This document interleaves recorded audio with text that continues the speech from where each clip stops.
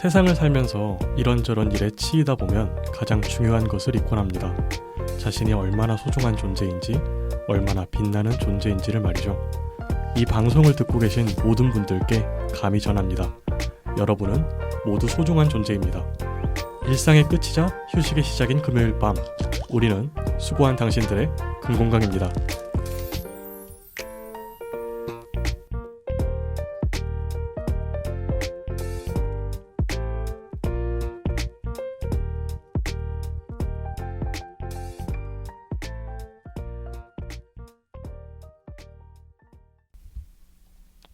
네, 안녕하세요. 저는 이번 주 DJ 모카입니다. 와.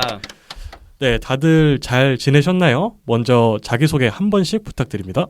네, 이제 개강해서 술 다시 마시려고 하는 알씨입니다. 지난 한 주 바쁘게 보낸 민기뉴입니다. 네, 저는 벗 시옷받침입니다. 네, 오랜만에 이렇게 다들 얼굴을 뵈니까 너무 반갑네요. 네. 그 9월 7일 기준으로 이제 개강 첫 주였죠. 다들 수강 신청하시느라 고생한 걸 알고 있는데 그 열심히 수강 신청해서 만들어낸 시간표 한 주 보내니까 어떠셨나요? 저번 주까지만 해도 제 시간표가 좀 이상했잖아요. 네. 여기 패널분들은 아시겠지만 그런데 친구의 도움을 받아서 좀 정상적인 시간표가 됐어요. 그래서 기쁩니다. 저희 학교는 시간표가 이번 주 금요일까지 완성돼야 했는 건데 다른 분들은 다 이제 끝난 건가요? 그 정정 기간이? 그 정정은 할 수 있는데 그냥 웬만한 사람들은 거의 다 끝나긴 했죠. 좋은 강의는 거의 다 마감되기도 했고. 시간표 다 만족하시나요? 저는 괜찮은 것 같습니다. 올크를 했기 때문에. 오. 저도 말씀하세요. 죄송해요. 저도 어제부로 멀쩡해졌어요. 딱 한 자리 난 걸 친구가 알려줘가지고 재빠르게 낚아챘죠. 다들 성공적인 한 주를 보내셨던 것 같습니다. 자, 본격적으로 오늘 방송 시작해 보도록 하겠습니다. 3화 주제는 바로 자존감입니다. 자존감. 많이 들어본 단어죠. 방송에서, 강연에서, 책에서, 그리고 친구와의 대화에서, 상담에서 종종 나오는 주제입니다. 본격적인 토크에 들어가기 앞서 간단한 자존감 테스트를 한번 해볼까 해요. 제가 심리학자 로젠버그가 만든 자아 존중감 검사표를 읽어드릴 건데요. 각 문항별로 전혀 아니다면 1점, 매우 그렇다면 4점 이렇게 점수를 매긴 뒤에 모두 더하시면 됩니다. 청취자분들도 함께 해보시면 좋을 것 같아요. 자, 시작해볼까요? 첫 번째, 나는 다른 사람만큼 가치 있는 사람이다. 네. 오케이. 두 번째, 나는 별 어려움 없이 내 마음을 결정할 수 있다. 오케이. 세 번째, 나는 좋은 장점을 많이 가지고 있다. 1점은 전혀 아니다고 2점은 좀 아닌 것 같다 이런 건가요? 네, 그렇죠. 네. 그다음에 네 번째, 나는 다른 사람만큼 일을 해내갈 수 있다. 다섯 번째, 나는 행복한 사람이다. 여섯 번째, 나는 나 자신을 잘 안다. 일곱 번째, 나는 쉽게 포기하지 않는다. 좀 어려운 것들이 몇 개 그쵸. 있네요. 네. 네, 여덟 번째, 나는 스스로에게 긍정적인 태도를 갖는다. 아홉 번째, 나는 현재 내가 하는 일에 만족한다. 네, 어렵네요. 다들 계산하셨나요? 네. 계산이 빨리. 네, 결과를 말씀드리겠습니다. 30점 이상이면 자존감이 높은 편, 20점 이상은 보통, 그리고 그 미만은 자존감이 낮은 편이라고 하는데요. 저는 이제 31점 나왔는데 다른 분들은 어떠신가요? 오, 저도 31점이요. 오, 하이파이브. 예. 예.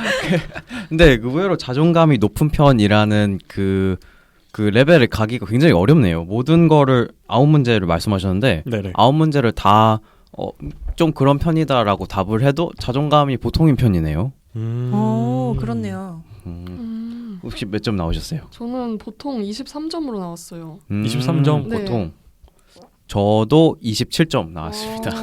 그래도 자존감이 낮은 사람은 저희 팀에 없네요. 그러게요. 제 생각에는 근데 몇 가지는 정말 난 정말 맞는 것 같다. 특히 1번 다른 사람만큼은 가치 있는 사람이다는 전혀 그렇다가 나왔는데 뭐 현재 하는 일에 만족한다 이런 거면 전혀 만족하지 않는다가 나왔거든요. 어떤 의미로 만족하지 못하시나요? 정확하게 말하면 대학 공부가 그럴 별로 만족하지 수 않기 있어요. 때문에 그래서 사람마다 이게 굉장히 다를 것 같다는 생각이 들었어요. 그 시기별로도 굉장히 다를 것 같다는 생각이 저는 들었어요. 만약에 내가 자존감이 낮은 시기에 있다면 또 점수가 낮게 나오겠지만 또 자존감 뿜뿜할 때가 있잖아요. 그럴 때는 또 점수가 높게 나올 거라는 생각이 들었어요. 그렇군요. 네. 그러면은 전 궁금한 게 그 세 번째 문항이죠. 나는 좋은 장점을 많이 가지고 있다. 저는 4점이라고 했는데 알스님은 몇 점 하셨어요? 저도 4점이요. 4점. 아 역시 어, 자존감이 그럼 뿜뿜. 좋은 장점 세 가지만. 저요. 말을 잘 하는 편이라고 생각하고요. 오케이, 말을 글도 잘한다. 잘 쓰는 편이라고 생각하고요. 글도 잘 아, 쓴다. 진짜 이거 방송 나가면 친구들한테 두들겨 맞을 것 같은데. 네, 그리고 음식을 맛있게 잘 먹는 편이라고 아. 생각합니다. 잘 말하고 잘 쓰고 잘 먹는다. 네. 좋은 장점이죠. 다른 분들은 저는 이거를 2점이라고 했는데요. 그 이유는 뭐 제 장점이 제 생각에는 몇 가지가 특출난 장점이 있지 그 장점이 굉장히 많다고 생각이 들지 않아요. 그래. 네네. 네, 그래서 뭐 장점이 막 이것도 있고 이런 거보다는 그냥 하나의 장점이 있고 그 다음에 다른 거는 그냥 내 원래 나의 모습이고 그 다음에 단점 몇 가지 이런 식으로 되는 것 같아요. 그렇군요. 혹시 민기준님은 뭐라고 하셨나요? 저는 3점을 줬는데 저도 뭔가 장점을 많이 가지고 있다는 생각이 들면서도 요즘 따라서 제 단점이 좀 유난히 많은 생각이 들어가지고 맞아요. 네, 맞아요. 4점을 주긴 조금 미흡하지 않았나 하는 생각이 듭니다. 약간 자기의 장점과 단점을 잘 아는 게 정말 대단한 것 같아요. 사실 그런 거에 대해서 생각해 보는 게 참 힘들잖아요. 그래서 이제 3번 문항이 그 6번 문항인 나는 나 자신을 잘 안다랑 좀 많이 연관되어 있는 것 같아요, 보면. 그래서 뭐 이러한 상황에 쓰라고 만든 말인지 모르겠지만 소크라테스가 너 자신을 알라라고 한 말도 있고.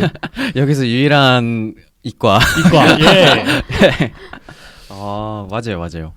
근데 저는 특히나 요즘에 드는 생각인데 네네. 뭐 공부를 잘하고 뭐 머리가 좋고 이런 것도 있지만 뭔가 이렇게 메타인지적인 능력이 있잖아요. 그래서 이 상황을 잘 알고 그다음에 미래를 잘 예측하고 그다음에 내가 내 자신을 알고 그런 게 진짜 중요하다는 생각이 많이 들었어요.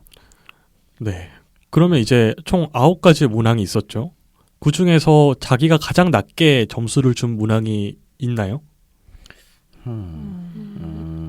저 같은 경우는 1점, 2점이 하나도 없어서 1점이 있어서 저는 좀 알겠습니다. 얘기가 좀 하기가 좀 그렇고 혹시 뭐 2점이나 1점 준 문항이 있다. 저는 거의 마지막 5개를 다 2점을 줬어요. 뭔가 제가 요즘 좀 취업 준비를 하다 보니까 자존감이 많이 떨어져 있는 상태인데 그래서 그런가 뭔가 점점 이 기준이 되게 엄격하게 매기게 되더라고요. 저 스스로에 대해서. 그래서 행복한 사람이다 뭐 이런 것도 생각해봤을 때 요즘은 그렇게 행복한 것 같진 않거든요. 그래서 계속 2점을 주다 보니 맞아요. 총점도 좀 낮아진 것 같습니다. 취업이라는 게 사실 나 자신을 회사나 다른 누군가에게 어필하는 거잖아요. 그렇죠. 그래서 그런 단계에서 끊임없이 뭐 거절당하기도 하고 뭐 뽑히기도 하고 그런 단계에서 자존감이 많이 낮아질 것 같다는 생각이 들어요. 맞아요. 진짜 자소서를 쓰는데 저 자신에 대해서 돌아보는데 뭔가 잘하는 게 하나도 없는 것 같고 이런 생각이 계속 요즘 따라 드네요. 저는 제가 가장 낮은 점수를 준 거는 별 어려움 없이 내 마음을 결정할 수 있다. 저는 굉장히 뭐 결정하는 거에 굉장히 힘든 느낌을 많이 들거든요.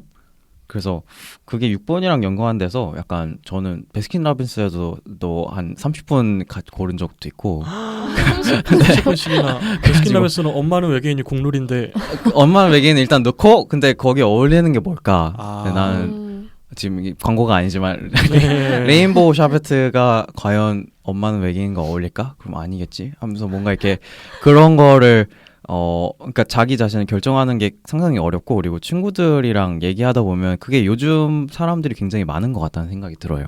그렇군요. 자, 그러면 이제 좀 사회적으로 한번 볼까요? 그러니까 우리 말고 좀 확대해서 봤을 때 지금 일반적인 사람들이 가장 점수를 낮게 줄 만하다고 생각하는 문항이 몇 번으로 보이세요? 어렵네요. 일반적인 나는 현재 내가 하는 일에 만족한다 아닐까요? 네, 저도 그렇게 생각하고는 있는데, 그러니까 일반적으로 지금 취업난도 있고 좀 사회적인 얘기로 들어가면 그렇기 때문에 현재 내가 하는 일에 만족을 못해서 불행하다고 느끼는 사람들도 꽤 되는 것 같아요. 그러니까 뭐 자기가 하고 싶은 일을 하기 위해 꿈을 이루기 위해 뭐 많은 노력을 하는 사람들도 있지만 그 과정에서 오히려 더 자존감이 낮아지는 경우도 있고. 맞아요.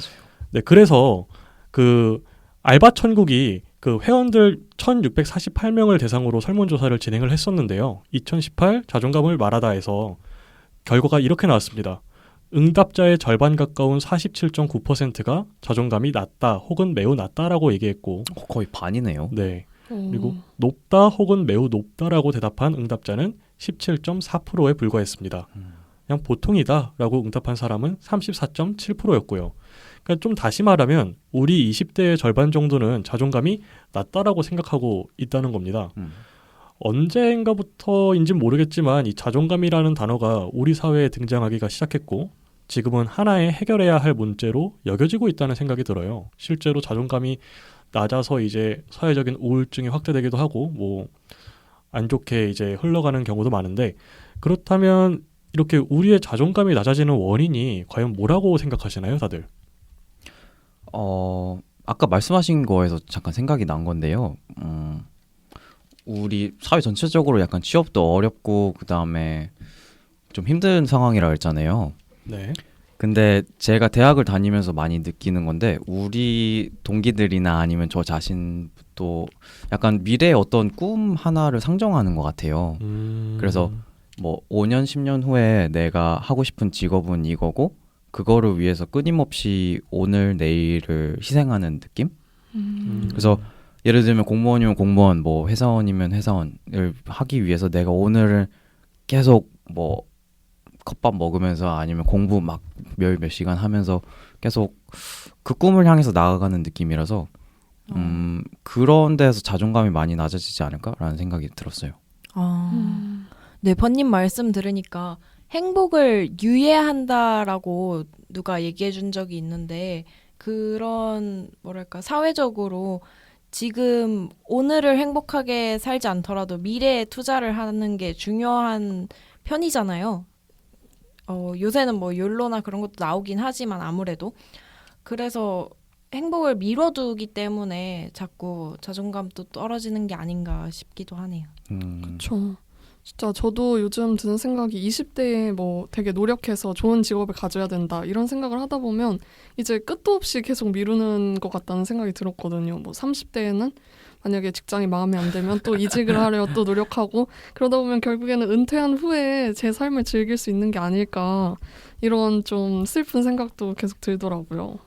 나 말씀하세요. 네네. 그 이제 여러분들 같은 경우는 뭐 사회적인 그러한 현상, 뭐 개인적인 경험을 집중해서 말씀을 하셨지만 저는 이 스마트폰 때문에 자존감이 더 떨어지고 있다고 생각을 하거든요. 좀 한번 사회과학적으로 들어가 볼까요? 네. 수학과 아니세요? 그 감정은 어떻게 전염되는가라는 책이 있는데 뭐 그 책에서 뭐 다른 논문에도 있지만 그 책에서 얘기하는 게 사회 전염이라는 개념이 있어요. 그러니까 감정이 이제 전염된다라고 그 가설이 하나 있는데 그 이제 SNS나 뭐 소셜 미디어 등을 통해서 다른 사람들이 행복한 경험 그리고 나보다 좀 더 우월한 사람들의 일상을 볼 수 있는 경우가 많아지고 있잖아요. 그래서 그러한 기회가 많아지고 접하는 기회가 많아지다 보니까 나와는 상대적으로 비교되는 사람을 많이 접하게 되고 그로 인해서 오히려 자존감이 점점 더 가속화돼서 떨어지고 있다.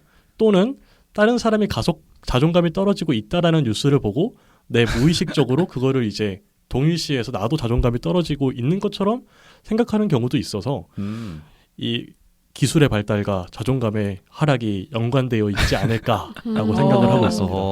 굉장히 유력한 가설이네요. 안 그래도 근데 그 패널분들께 여쭤보고 싶었는데 그 스타나 인땡땡이나 아니면은 뭐 말도- 패땡땡 페이스북 SNS를 하는 거가 패널분들의 자신의 자존감에 어떤 영향을 미친다고 생각하세요? 뭐 전혀 없다고 생각이 드시나요? 아니면은 뭐 다른 사람의 삶을 보는 게 약간 좀 나한테 영향을 미친다 이런 그런 적이 있으신가요? 이제 뭐 기쁠 때 보면은 그냥 얘는 이런가 보다 하고 넘어가는데 제가 기분이 안 좋거나 유난히 좀 자존감이 낮다고 느껴질 때 그 SNS를 하게 되면 다른 사람들은 이렇게 즐겁게 지내고 있는데 나만 이렇구나 이런 생각이 좀 들어서 저는 아무래도 그 자존감에 영향이 없을 수가 없을 것 같아요. 네, 인스타에는 다들 즐겁고 밝은 모습만 올리잖아요. 그래서 민기녀님이 말씀해 주신 것처럼 좀 내 기분이 안 좋거나 내 상황이 안 좋을 때 그걸 보면 비교를 하게 되고 그래서 좀 우울해질 수도 있을 것 같아요. 근데 좋은 장점이 많으니까 또 없애기도 참 뭐 하더라고요. 그렇죠. 그 뭐 우리 멤버분들 같은 경우는 제 인스타를 보신 분들도 있겠지만 저는 인스타를 약간 홍보용으로 쓰거든요. 맞아요. 저희 채널 그러니까 저희 채널 홍보용도 그렇고 나 스스로 홍보용도 그렇고. 스스로 네, 그러니까 왜요? 그래서 저 같은 경우는 이 SNS가 오히려 제 자존감을 약간 좀 높여주는 역할을 하는 것 같아요. 그리고 이제 페이스북 같은 경우도 제가 좀 존경하거나 그런 분들하고 친구가 돼 있다 보니까 내 의견을 얘기해주면 그분들이 또 리플을 달아준단 말이에요. 그러다 보니까 내가 이런 분들과도 대화할 수 있는 정도의 뭐 얇지만 그래도 어느 정도 지식이 있구나라고 생각을 해서 약간 좀 뽐뿌가 되는 것 같아요. 신기하다.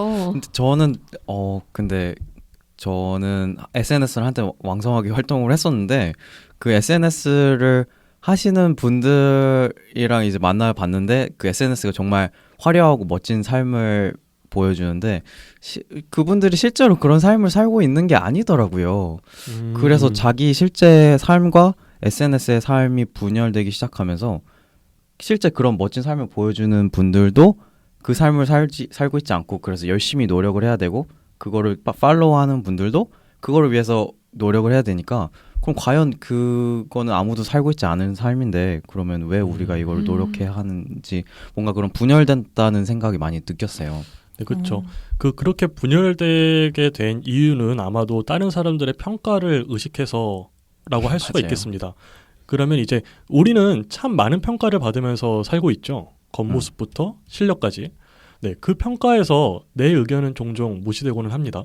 반대로 내가 스스로 나 자신을 평가하기도 하죠. 그러니까 모든 문제를 자신의 탓으로 돌리고 자책하기도 하고 이러한 부정적 경험이 쌓이다 보면 그 누가 좋은 말을 해주어도 칭찬을 해줘도 나는 내 스스로를 나쁘게 생각하는데 왜 저 사람은 날 좋게 얘기해주지? 맞아요. 하고서 쉽게 받아들여지지 않죠.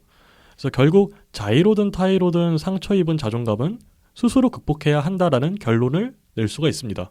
그러면 우리 당근 멤버분들은 그러니까 뭐 스스로도 그렇고 타인에게도 그렇고 이렇게 상처받았던 자존감을 어떻게 극복하셨나요?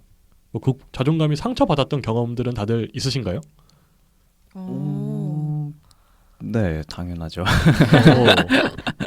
자존감이라는 게 약간 무슨 내가 내 자신을 돌로 이렇게 만드는 조각하는 거라기보다는 약간 물이 찰랑거리는 느낌? 그래서 시시각각 달라지는 것 같아요. 다른 패널분들은 어떻게 생각하시나요? 네, 맞는 것 같아요. 저도 뭐 예전에 대학교 새내기 때는 되게 자존감이 저도 높았던 것 같은데 요즘 들어서 약간 좀 낮지 않나 이런 생각이 드는 거 보면 네, 시기에 따라서 굉장히 다른 것 같아요.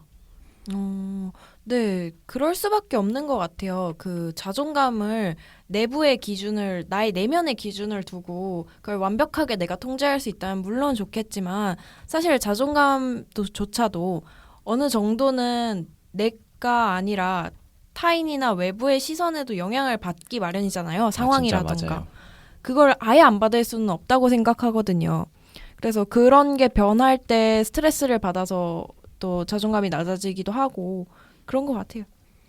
네, 저는 특히 자존감이 굉장히 낮았을 때가 한 번 있었는데 이건 약간 개인적인 이야기인데 오케이.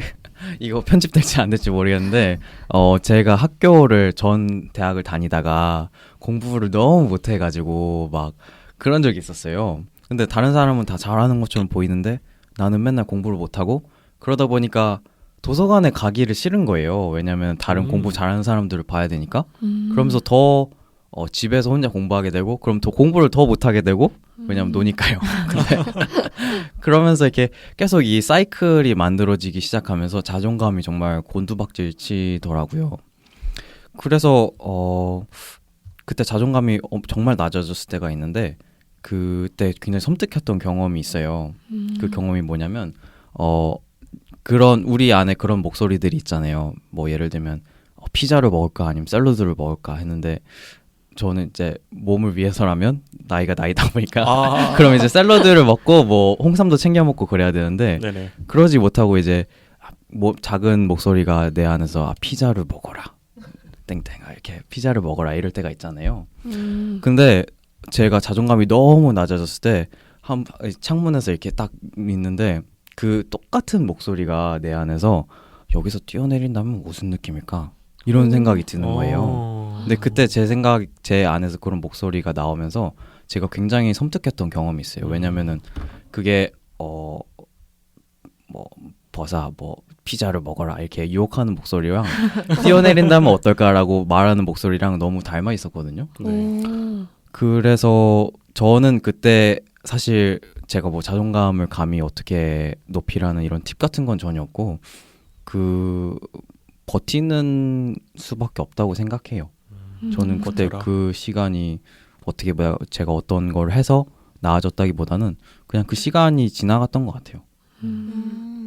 버틴다는 걸 들으니까 되게 갑자기 와닿았는데, 그 중세 유럽에서도 권태로움을 이제 정오의 악마라고 부르면서 아케디아라고 불렀는데, 그거에 대한 해결 방법으로 주워들었어요. 네, 해결 방법이 다른 게 아니라 그저 견디는 거, 지나가기까지 계속 버텨내는 거였다고 하거든요. 저도 최근에 되게 권태 때문에 자존감이 떨어지고 힘들었었는데, 뭐에 대한 권태죠? 제 뭐랄까 평소 생활 같은 삶. 네, 저는 이제 대학에 들어가서 푹 쉬고 싶었어요. 푹 쉬면 뭔가 행복해질 줄 알았는데, 그래서 1년 정도를 정말 푹 쉬어봤는데 공부도 안 하고. 네, 공부도 대강 이제 시험시험 할 만큼 하고, 뭐 동아리라던가 억지로 뭔가 활동을 하려고 하지 않고 쉬면은 뭔가 나의 시간을 가질 수 있을 거야 라고 생각을 하고 쉬었단 말이에요. 근데 너무 인생이 재미가 없는 거예요. 저는 네, 제가 내향적인 사람이라고 생각을 했는데, 그거랑은 또 다른 뭔가가 있는지 활동을 하는 게 더 낫더라고요. 그게 뭐 제 주위에도 휴학을 한 1년 정도 한 친구들 되게 많은데, 그 친구들 얘기만 들어봐도 오히려 그 오랫동안 시간이 주어졌을 때 오히려 친구들이 무기력함을 느끼거나 뭐 권태를 느끼거나 해서 우울해지거나 자존감이 낮아지는 친구들도 많이 있더라고요. 그래서 무조건 쉬거나 그런 게 좋은 것만은 아닌 것 같고, 제 생각에도 어느 정도의 활동은 항상 필요하다는 생각이 듭니다. 네, 특히 생산적인 활동이 좀 필요한 것 같아요. 저 같은 경우에는 일단 생산적인 활동을 하면 일단 좀 제가 쓸모있는 인간이라는 생각이 들잖아요. 그렇죠. 대강이라도 그 자존감의 3요소가 자기 효능감, 자기 조절감, 자기 안정감이래요. 근데 이게 쉽게 말해서 뭐냐면 내가 얼마나 쓸모있는 인간인가에 대한 생각하고, 그게 자기 효능감이고요. 그리고 내가 내 인생을 얼마나 스스로의 의지대로 살아가고 있는가가 자기 조절감이에요. 그리고 이제 그럼에도 불구하고 누구나 부족한 면이 있잖아요. 완벽한 사람은 없으니까. 그런 부족해도 괜찮다는 있는 그대로의 나를 인정하고 살아가는 게 자기 안정감이라고 하더라고요. 근데 확실히 생산적인 활동을 했을 때 자기 효능감이 높아지고, 저는 자기 효능감이 자존감에 꽤 영향을 많이 끼치는 편인 것 같아요. 맞아요. 방금 그 말씀 들으면서 느꼈던 얘기인데, 모카님이 아까 그러셨잖아요. 뭔가 그 감정이 감염된다고? 네네, 전염. 전염되고. 감염이나 전염이나. 그게 그거죠. 네, 근데 제가 그 대학교를 다니면서 느끼는 생각인데, 저는 이제 동기들과 나이 차이가 나니까 동기들과 뭔가 떨어져서 이렇게 동기들을 바라볼 때가 있거든요.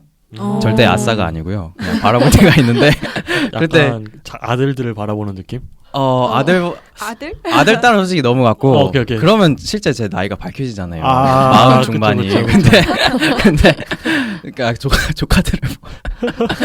조카들을 본다는 느낌으로 만약에 본다면 지금 우리 대학교나 뭐 대학교 그 나이대를 지배하는 시대 정신이 만약에 있다면 그건 불안인 것 같다는 생각이 들어요. 동기들이 아까 말씀하셨던 3요소 중에서 자기가 뭔가 주체가 돼서 뭔가 열심히 하고 있다는 생각이 드는데 거기서 안정감이 절대로 오지를 않는 거예요. 그래서 막 이것저것 활동을 하고 뭐도 하고 무슨 자격증 공부도 하고 그런데 미래가 너무나 불투명하니까 거기에 대한 불안을 해소하기 위해서 제 생각에 2가지 활동을 하는 것 같아요. 첫 번째는 그게 뭔지도 모르지만 끊임없이 쳇바퀴 돌듯이 이것저것 하는 것. 그렇다면은 불안은 조금 해소될 수 있어도 가라앉지는 않는 것 같아요. 2번째는 약간 그 불안이 너무 심하기 때문에 나는 아무것도 안 할 거야? 라고 생각하는 게 있는 것 같은데 그래서 특히 요즘에 뭐 구직 취업 활동을 하고 있다고 하시니까 취업하는데 그 느끼는 감정은 어떤가요? 뭔가 내가 앞으로 어떻게 될지 모르겠고 약간 불안이 자존감에 큰 영향을 미치나요? 네, 저도 그 말씀하신 거 되게 공감을 하는데 왜냐면 이제 뭐 직업이라는 게 굉장히 다양하잖아요. 그래서 그중에서 제가 어떤 게 딱 제 적성에 맞는지도 모르겠고 그리고 괜히 뭐 잘못된 길로 갔다가 나중에 이 일이 너무 재미도 없고 흥미도 없어서 후회하면 어떡하지 하는 그런 불안함이 저는 항상 있는 것 같아요. 그래서 요즘 들어서 더 뭐 제 자신에 대해서도 알아보려고 많이 노력을 하고 뭐 물론 자기소개서에 써야 돼서 그런 것도 있겠지만 제 자신이 했던 활동들 이런 거 쭉 보면 나라는 사람이 도대체 어떤 사람일까에 대해서 저도 사실 잘 모르겠는 것 같아요. 네. 그래서 아까 그 문항에 대해서도 제가 2점을 줬습니다. 오케이. 네. 시기상 어쩔 수 없이 좀 혼란을 겪으실 것 같아요. 네, 맞아요. 근데 그래도 위로를 드리자면 선택을 할 때 늘 불안하다고 하셨잖아요. 근데 누구나 선택할 때 안 불안하게 하는 사람이 어디 있겠어요. 그냥 그때 생각하기에 열심히 고민을 해서 나중에 내가 덜 후회할 그러니까 51%와 49% 중에 51%의 선택을 하는 것만으로도 충분히 인생에 있어서 애쓰고 계신 게 아닐까 싶어요. 정말 좋은 말이네요. 51%의 선택을 하는 게 뭐 좋은 방법이다. 저 같은 경우는 그 자존감이 낮아졌던 경우가 별로 없었지만 이제 재수할 때 있었죠. 근데 뭐 재수할 때건 뭐 아닐 때건 자존감이 낮을 때는 그냥 생각 없이 다녔어요. 그냥 생각 없이 어떻게든 되겠지 뭐 다른 사람들이 나를 보든 말든 뭐 어떻게든 되겠지 했더니 어떻게든 됐나요? 어떻게든 돼서 이 자리 이렇게 좋은 결과로 이렇게 나서면서 앉아 있죠. 네, 그래서 이제 자존감 극복 방법이라는 게 솔직히 얘기해서 진짜 사람마다 다양하고 뭐 다른 사람에게는 이게 나는 이게 오히려 더 자존감이 떨어지는 방법인데 라고 생각할 수 있지만 다른 사람들은 자존감이 올라가는 방법일 수도 있잖아요. 그래서 저는 뭐 생각 없이 다닌다도 있지만 그 가끔씩에 기숙사에 혼자 있으면 밤에 진짜 급격하게 자존감이 떨어지면서 우울할 때가 있는데 기숙사에 혼자 계속 8시간, 9시간 주말에 있다 보면 그렇단 말이에요. 그러면 저는 그냥 이거가 제 친구가 얘기해줬던 방법인데 즐거운 노래를 들으면서 그냥 산책을 해요. 그럼 그냥 기분이 좋아지고 그럼 그 노래 가사를 계속 듣다 보면은 그냥 자존감이라 그래야 되는지 뭐 기분이라 그래야 되는지 모르겠는데 어쨌든 텐션이 올라가면서 이제 그래 뭐 지금 어쨌든 지금 뭐 약간 우울한 거지만 뭐 이건 그냥 너무 혼자 있어서 그래. 그래서 그냥 또 생각 없이 또 룰루라고 다니고 있죠. 뭔가 그 시간을 이용해서 자기한테 관심을 더 주는 시간을 만드는 거네요. 네네네. 그렇구나. 저도 약간 비슷한 취미가 있는데 저도 그 음악을 들으면서 자전거를 타는 걸 되게 좋아하거든요. 약간 위험할 수 있는데 그래서 좀 음악을 작게 해놓고 자전거를 타면서 이제 뭐 동네 한 바퀴 돈다던가 이러면 좀 우울하거나 자존감이 낮아졌을 때 기분 전환용으로 되게 좋더라고요. 그래서 저희 청취자분들께도 강력 추천드리는 그런 방법 중에 하나입니다. 음악 들으면서 자전거 타기. 아 그냥 음악은 빼고 자전거만 타도 괜찮은 거지. 위험할 수 있으니까. 혹시 그러면은 그 자전거를 막 약간 분노의 페달질인가요? 아니면 약간 평화의 자전거 타기인가요? 평화의 자전거 타면서 어떤 생각을 하시나요? 네. 그러니까 이게 그냥 별 생각 다 하는 것 같긴 한데 일단은 그냥 가만히 있으면서 생각을 하면 그 생각이 꼬리에 꼬리를 물고 계속 이어지잖아요. 그렇죠. 근데 자전거를 타면 어쨌든 그 옆에 지나가는 풍경도 달라지고 그리고 내가 어쨌든 페달을 돌린다는 같은 행위를 계속하고 있으니까 뭔가 생각을 하다가도 멈추고 다른 생각으로 바로 옮겨가는 것 같아요. 그래서 그 뭐 하나의 생각에 되게 제 정신이 뺏겨 있었다면 그 생각이 아예 좀 그 생각으로부터 벗어날 수 있는 그런 방법인 것 같아요. 저는. 그 민기윤님 말씀을 들으시니까 그 갑자기 떠오른 그 정보가 있는데 그 사람은 자기 앞에 있는 목표가 그러니까 명확한 목표가 없으면 그거 뭘 해야 되는지 이제 갈피를 못 잡으니까 방황을 하게 된대요. 그래서 그러다 보니까 아마도 자존감이 떨어진다고 생각이 되는데 그 자존감 극복 방법으로 그냥 뭐 조금 하는 거라도 뭐 헬스를 간다든지 뭐 기타를 배운다든지 그러한 자기만의 목표를 가지고서 이제 하면 되지 않을까? 그러면 이제 또 자존감이 올라갈 수 있는 방법이지 않을까라고 생각을 해요. 작은 성취를 해나가는 것 그런 거. 저 생각난 게 있는데 그 제가 운동하는 걸 너무 좋아하고 되게 중요하게 생각하는데 운동하기가 너무 힘들잖아요.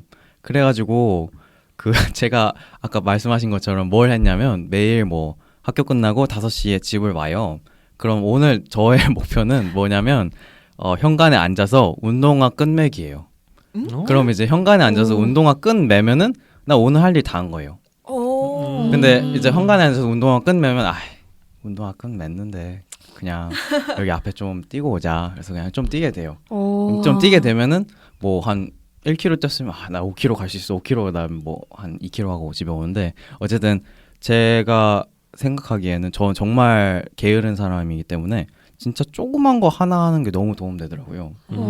그래서 외국에는 푸시업 챌린지라고 있는데 뭐 한 달에 하루에 푸시업을 몇 개 하기 뭐 이런 게 아니고 하루에 자기 전에 침대에서 뒤집어져서 푸시업 1개 하기. 한 개요? 네, 그게 푸시업 챌린지거든요. 그래서 한 개만 하는 거. 예를 들면 오늘 친구를 많이 만들고 싶다면 오늘 지나가는 사람한테 인사 한번 하기. 운동하고 싶다면 운동화 한번 끝매기. 이런 게 정말 저는 도움이 많이 됐던 것 같아요. 번님이랑 모카님 얘기를 들으니까 고민을 해결하는 또 다른 방법이 다른 고민을 만드는 것, 다른 과제를 만드는 것. 네, 그게 방법일 수도 있겠다는 생각이 들어요. 그리고 뭔가에 집중하게 되면 다른 하나의 목표에 확실히 그 잡생각이 좀 사라지잖아요. 맞아요. 네, 오늘 뭔가 막 되게 준비해온 것 같은 멘트만 하게 되는데 저번화 카푸치노부터 네, 지금 떠오른 거예요. 네, 알겠습니다. 드라마 나의 아저씨에서 그 아이유 씨 캐릭터가 취미가 달리기거든요. 취미가 아니라 특기였던가? 네. 근데 그거에 대해서 이제 얘기하는 대사가 하나 있었는데 달릴 땐 내가 사라져요. 근데 그게 나 같아요라는 거거든요. 그래서 뭔가 번잡하고 좀 나에게 짐이 되는 그런 생각을 안 할 때가 오히려 더 좋을 수도 있지 않을까 하는 생각도 조금은 드네요. 맞아요. 저도 그 자전거 타는 거 말고도 저는 이제 그 노래방 가는 것도 되게 좋아해서 노래를 잘하진 못하지만 이제 뭐 스트레스 받거나 그런 일이 생기면 코인 노래방 있잖아요. 거기 가서 그냥 혼자 노래를 막 그냥 몇 시간이고 부릅니다. 거의 1시간 정도 부르는 것 같아요. 혼코노. 네, 그 정도 부르고 나면 어쨌든 스트레스도 좀 많이 풀리기도 하고 그리고 뭐 그 행위를 하는 동안에는 다른 생각이 하나도 안 들기도 하고 그래서 그런 식으로 뭔가 취미를 즐겨가면서 제가 그동안 엄청 고민했던 생각들 그런 것들 좀 잊어가는 그런 방법이 좋지 않을까 네, 그런 생각이 들어요.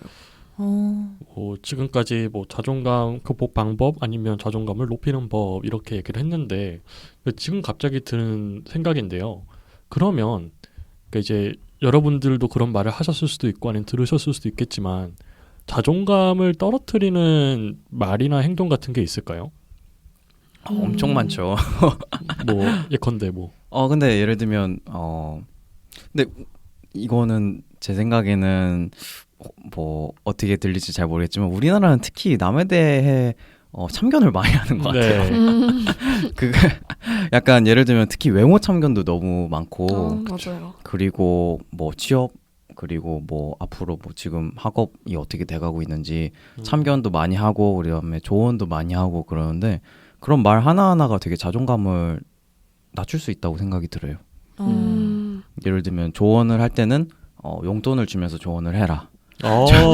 조언비를 내라. 예를 들면 5만 원 주면서 다 너 잘 되라고 하는 얘기야. 이러면은 그러면 잔소리라도 뭐 반갑게 듣지. 그러면 진짜 감사합니다 이렇게 하잖아요. 네. 근데 그렇죠. 예를 들면 나 때는 뭐 이랬다 아니면은 그거 그냥 열심히 하면 된다 이런 말이 정말 상처가 많이 될 때가 많은 것 같아요. 뭐 반병이란다 죄송해요. 알스님은 뭐 그러한 경험 있으세요? 뭐 다른 사람에 의해서 상처받았다, 자존감이 상처받았다. 인생의 속도가 저마다 분명히 다른데 그거에 대해 좀 배려받지 못할 때 되게 약간 자존감도 떨어지지만 상처가 되기도 하더라고요. 그러니까 그 말을 하는 사람보다 빨라도 잘못된 거고 느려도 잘못된 거고 그럼 그 사람에게 나는 맞춰야 되는 건가? 하고 이제 비교를 하게 되는데 제 삶인데 그 사람의 인생 속도에 맞추면은 그건 제 삶이 아니잖아요. 그렇죠. 네, 그래서 되게 역시 뭐랄까 신뢰와 애정은 같이 가야 하는 것 같아요. 그러니까 그 사람을 좋아하는 만큼 그 사람을 믿고 이제 그 사람의 선택에 대해 존중을 해주는 게 이제 좋은 것 같고 그걸 안 했을 때가 간섭이 되는 게 아닌가 싶었어요. 자, 항상 느끼는 거지만 뭐 물어볼 때마다 진짜 명언이 줄줄줄 나와요. 아니. 명언 집이 있다는 소문이. 진짜 우리나라가 아무래도 좀 이런 나이에 굉장히 민감하잖아요. 그쵸. 그래서 좀 알스님이 말씀하신 것처럼 이런 어떤 인생의 속도에 대한 기준을 저마다 가지고 있고 그걸로 상대방을 평가하는 경향이 좀 저는 많이 있다는 생각이 들어요. 네, 약간 20살 뭐 중반 후반 되면은 취업해야 되고 그쵸. 취업하면 또 집 사야 되고 그래야면 나이 맞게 결혼해야 되고 이런 딱 우리나라에는 정해진 그 목표가 있어서 그 목표를 바라보면서 지금 현재를 굉장히 희생해야 될 때가 많은 것 같아요. 네. 좀 근데 그게 가장 큰 자존감 아니면 우울감의 큰 원인이라고 생각이 들어요. 저는 그 번님한테 좀 여쭤보고 싶었는데 네. 아무래도 외국 생활을 많이 해보셨으니까 네네네. 혹시 외국은 이런 식으로 좀 어떤 다른 사람에게 이때는 뭘 해야 돼 이런 식으로 좀 기준을 들이밀거나 뭐 강요하는 그런 게 있나요? 잘 여쭤봐 주셨는데요. 네. 저는 지극히 개인적인 생각임을 미리 밝힙니다. 네. 근데 저는 외국에서 한 10년을 어렸을 때 살았었는데 타인에 대한 간섭이 현저하게 없어요. 그렇지만 그럼에도 불구하고 어느 정도 정해진 사회의 기준은 있다. 그 기준에 미치지 못한다면 사람들이 그거를 외적으로 표현을 하진 않지만 그거에 대해서 충분히 그 사람들이 개인적인 의견을 가진다. 예를 들면 우리나라에서는 상당히 관대하지만 외국에서는 20대 후반인데 아직도 부모님 집에 살고 있다. 그럼 굉장히 사회적으로 안 좋게 생각을 하거든요. 안 좋게 맞군요. 네, 안 좋게 생각을 하는데 우리나라는 그게 현실적으로 불가능하니까 그런 그쵸. 것 같은데 네. 그런 거 불구하고 하고 저는 한국에 왔을 때 놀란 게 뭐냐면 상대방에 대해서 거리낌 없이 얘기를 하는 거. 예를 들면 앞담? 예를 들면 뭐 특히 어른분들은 예를 들면 뭐 버사 너 얼굴에 여드름 났네 내가 좀 짜줄게 이러면서 이렇게 갑자기 이런다든지 그런 어른분들 없었어요? 약간 그런 분들 있었어요. 짜주시진 않아도 뭐 여드름 이런 걸 지적을 하는 사람은 좀 많은 것 같아요. 맞아요. 제 생각에. 약간 부모님? 아니 저 타인 분들이 네. 타인분들. 그런 적이 있었어요. 세상에.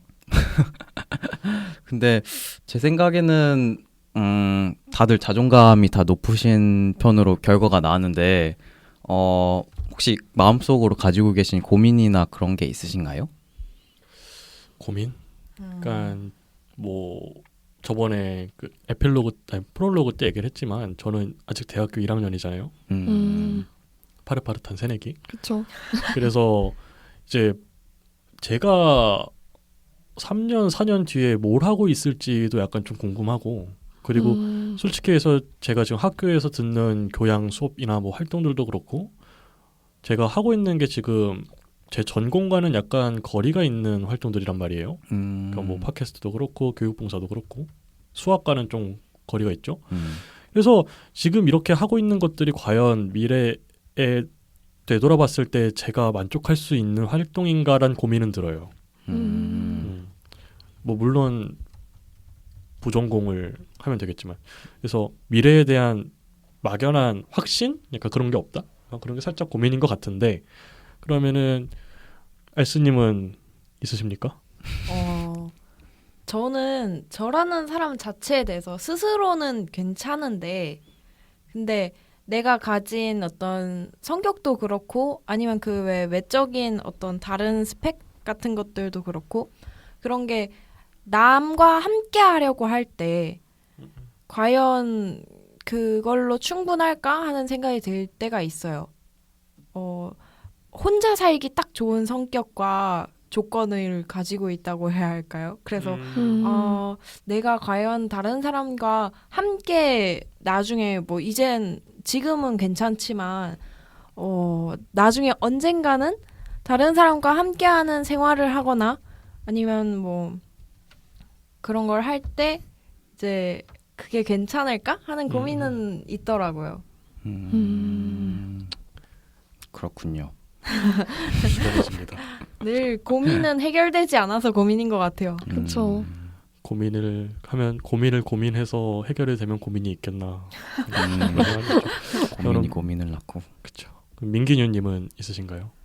저는 아까 말씀드렸듯이 그런 취업 관련된 좀 고민들이 요즘 많은 것 같은데 특히 얼마 전에 교수님께서 해주신 말씀인데 이제 우리가 점점 이제 고학년이 되거나 아니면 사회로 나갈수록 좀 더 힘들어지는 이유가 점점 뭐 하나의 산을 넘고 또 넘다 보면 그만큼 좀 더 실력을 갖춘 사람들의 집단으로 점점 올라가기 때문에 점점 힘들어진다라는 말씀을 해주셨어요.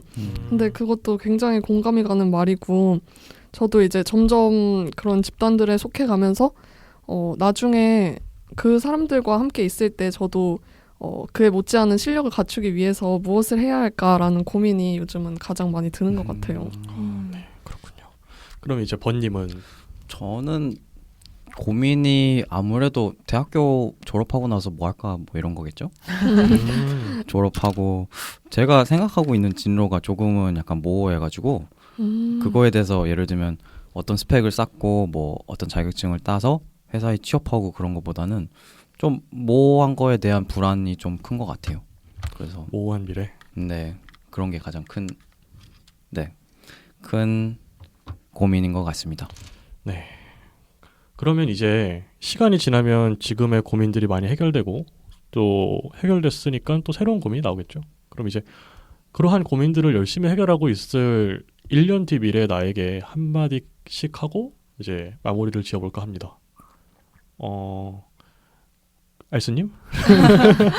미래 알스야 이렇게 시작하면 되나요? 예. 네, 미래 알스야. 부끄럽네요. 부금 깔리나요? 영상 편지 같네요. 나는 2019년의 알스인데 진짜 리얼하네요. 나는 한 5년 전에 나를 생각할 때 되게 자랑스럽고 잘 살아온 것 같고 덕분에 오늘의 내가 있는 것 같아서 너무 고마워. 그래서 지금의 내가 좀 스스로 생각하기에는 이상한 선택도 많이 하고 무모한 도전을 하더라도 이게 5년 뒤에 너에게 괜찮은 선택이었으면 좋겠어. 그리고 너도 그러면 오늘의 나를 자랑스러워하고 또 그 다음 5년의 나를 위해서 노력하는 그런 좋은 순환이 이어졌으면 좋겠고 너는 언제나 사랑받을 만한 사람이야. 진짜 명언 제조기 답네요. 올 뻔했습니다. 이제 민기는요? 저는 민기뉴야. 이제 예전에 뭐 힘든 일이 있었을 때도 다 지나갔듯이 지금 뭐 취업 관련해서 어려움을 겪거나 고민이 있는 것도 언젠가는 다 지나갈 거라고 믿어. 그래서 그냥 이 또한 지나가리라 하고 이번에도 잘 넘겨내길 바래. 화이팅! 오케이. 번님. 버사 안녕. 나는 2019년에 나란다.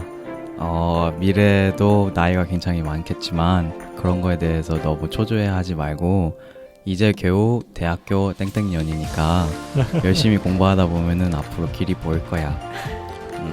열심히 해. 화이팅. 제 차례죠. 네.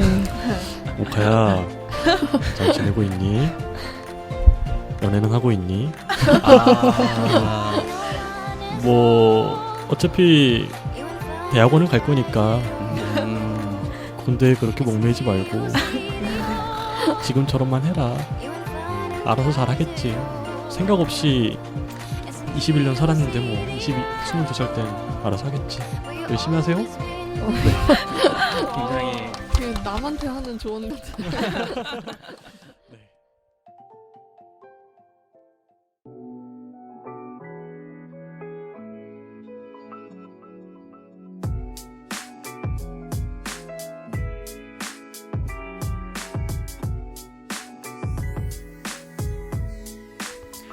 남들이 당신을 어떻게 생각할까 너무 걱정하지 마라.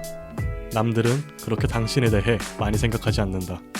당신이 동의하지 않는 한 이 세상 그 누구도 당신이 열등하다고 느끼게 할 수 없다. 엘레노어 루즈벨트가 했던 말입니다. 인생에는 답처럼 보이는 것들이 참 많죠. 어떤 모습, 어떤 성격, 어떤 성공과 방법이 때론 정답처럼 보이곤 합니다. 하지만 인생에는 정해진 정답 따위 없습니다. 이는 그 누구도 당신에 대해 쉽게 평가해서는 안 되는 이유이기도 합니다. 그리고 그러한 평가들에 당신이 휘둘릴 필요도 없는 것입니다.